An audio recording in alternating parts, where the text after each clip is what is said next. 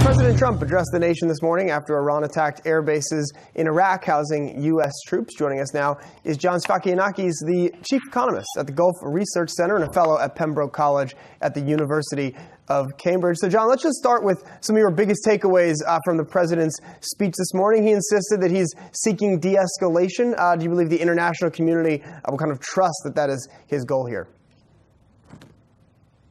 Yeah, well, I hope it is, because it took everybody by surprise, the attack. But after all, I think that President Trump does not want war. This is a bad year for him to have a war in the Middle East, nor do the Iranians, for that matter.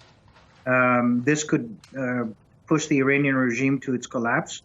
It's now to its knees, and I think that both of them are not going to be wanting a war. So right now, we're going to de-escalate from here on, unless Iran decides to go crazy.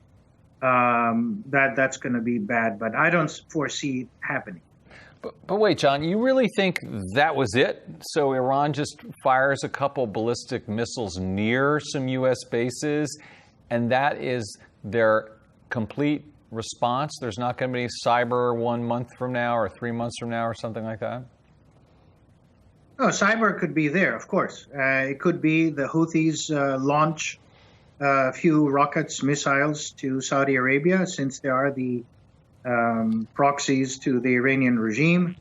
We could have Hezbollah in Lebanon going haywire and making some attacks as well.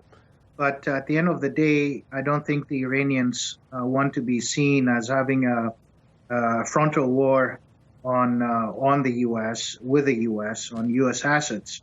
So I think they got the message pretty well for whatever reason. Silently, a lot of the Gulf countries are happy. At the same time, openly, they would say they're not happy, but they're happy that the Iranians got the message that President Trump is going to create a lot of havoc. But it's not good. It's not good for everyone. But I think this is kind of it for the time being, yes. So it's not good for everyone. Who is it bad for then? Well, I think it's bad for the global economy. If there is an all-out war, we could see oil prices going to $150 to $100, because we would be in uncharted territory. It could be bad for the Saudi Aramco IPO, because after all, they did the IPO, and in their brochure, they said that geopolitical risk is a concern, so they would be attacked, no doubt, if there is an all-out war. And of course for the U.S., because they'll have to deploy forces, and it's not going to be a war of drones, and you have to deploy forces, and people will die, and this is a bad year if President Trump wants to be reelected, for him to be having a war.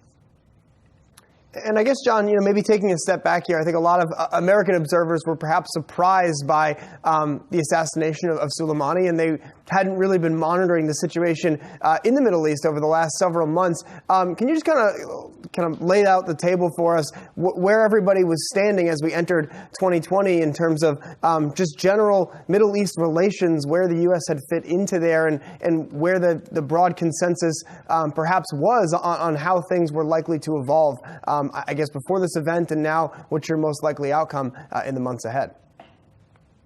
Well, it's an excellent question. I think that overall, there were certain red lines that were crossed since September, which ticked off President Trump. Number one was the attack on Saudi Aramco, the pipeline that took out around 50% of Saudi Arabia's capacity.